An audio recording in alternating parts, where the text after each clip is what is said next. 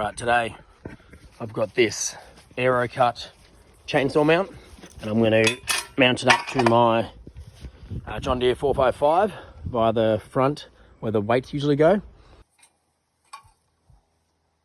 Middle bolt first, just loosely, and then I've inserted the top bolts as well as the lower bolts. I'm going to tighten them up in a second, and as it comes through it'll clamp up like that.